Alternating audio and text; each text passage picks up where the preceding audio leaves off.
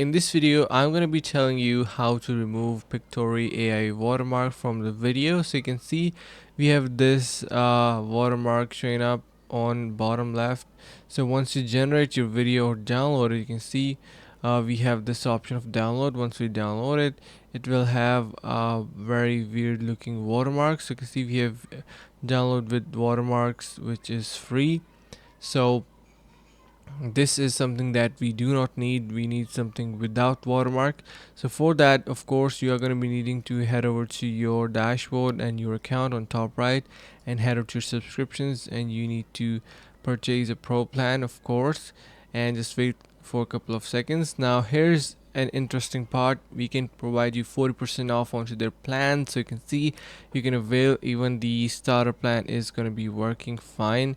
So head over to the link in the description below to get 40% off, and that way you will be able to download it watermark free. So this is the only way to do it, because currently there is no watermark free version for free of cost.